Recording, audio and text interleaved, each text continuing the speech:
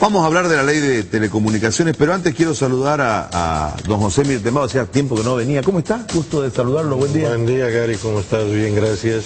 Bueno, se viene la aprobación de esta ley de telecomunicaciones, ha habido reuniones, las cooperativas en el país se reunieron, las cooperativas de telecomunicaciones se han reunido para fijar una posición.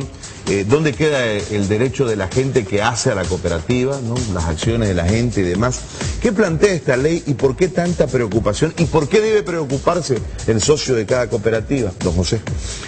Bueno, Gary, aquí hay un problema del tipo de leyes que está generando el Estado plurinacional en función de sus propios intereses y de construcción de un centralismo secante, un centralismo que está básicamente dirigido a controlar todo aspecto de la vida social de los bolivianos. Y en este sentido, el tema de las cooperativas, o por lo menos el tema del ejercicio de controlar aquellos servicios que las cooperativas dan con el esfuerzo de sus socios, puede ser modificado severamente porque no les van a dar el espacio necesario para continuar con sus actividades, porque hasta el 2017, según la ley, todo tipo de contratos o todo tipo de ejercicio de medios de comunicación tienen que ser cambiados, al marco de esta ley. Ahora, el problema fundamental de esto es de que no se da espacio a que la comunicación en general y especialmente la comunicación como es en la modernidad, como es el sistema de información en el mundo hoy día, sea más un tácito acuerdo de caballeros, por decirlo así, y en el sentido de que esto no debe entrar a un sistema de control estatal porque se corre el riesgo de una serie de violaciones de derechos humanos, de derechos sociales, que pasan por... ¿Cómo cuáles? Por ejemplo, la escucha telefónica de parte del Estado, la censura de medios de comunicación, la interferencia de correos electrónicos, es decir, cuando hay una participación muy sesgada de parte del Estado, y en este caso la ley señala que más o menos el 66% de las ondas radio o del espectro radiofónico, por ejemplo, está en manos del Estado plurinacional. Más allá del hecho de que es interesante de que el Estado plurinacional se vuelve supuestamente el protector del espectro electromagnético, y esto es decir, en otras palabras y simples, el aire. No, o sea, el universo.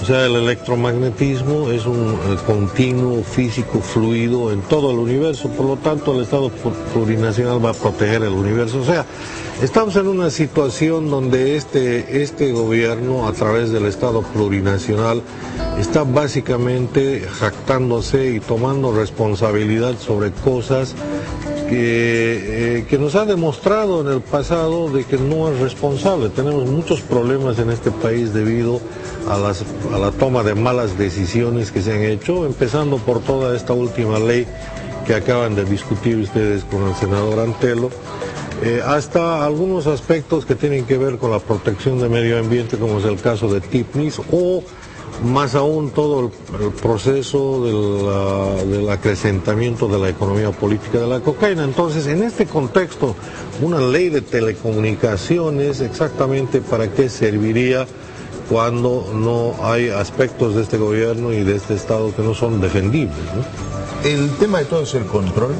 de la vida del ciudadano. Absolutamente. Es decir, los ciudadanos bolivianos tenemos que darnos cuenta de que la Constitución Política Plurinacional nos ha convertido de ciudadanos en súbditos del Estado.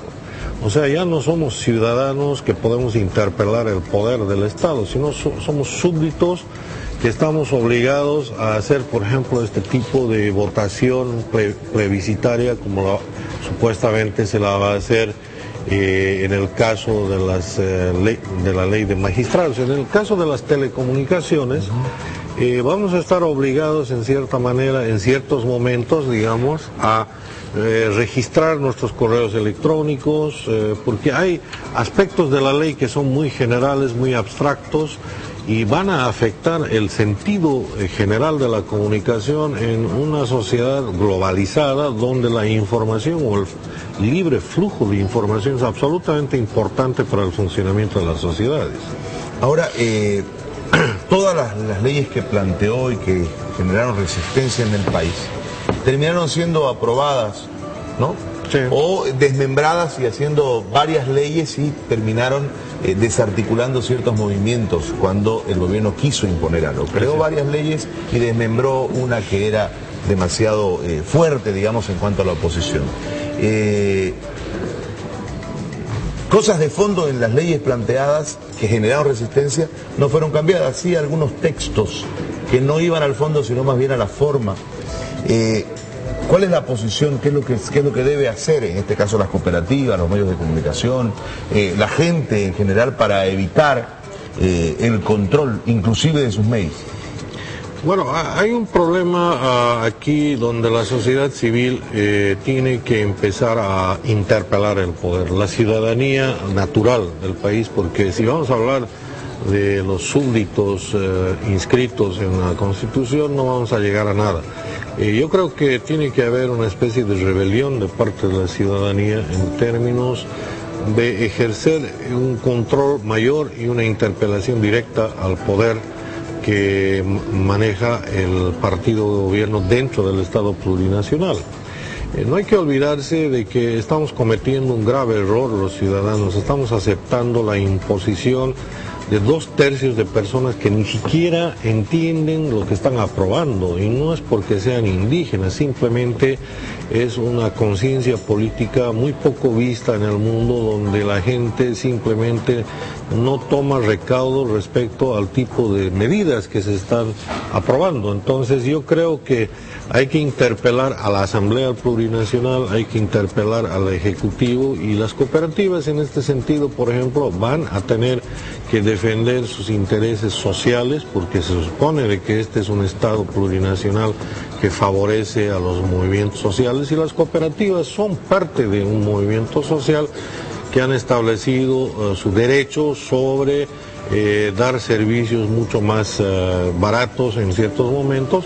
Ahora, de que los ciudadanos tienen que empezar a actuar con mayor conciencia política es un hecho que lo vamos a tener que hacer en forma democrática, obviamente, y vamos a tener que sostener un combate ideológico entre el Estado y la ciudadanía, y no así, y vuelvo a repetir, y no así los súbditos del Estado. Don José, gracias por venir, gracias por explicarnos y por acompañarnos. No hay de qué, Gary, nos vemos. Muy amable. 7:29.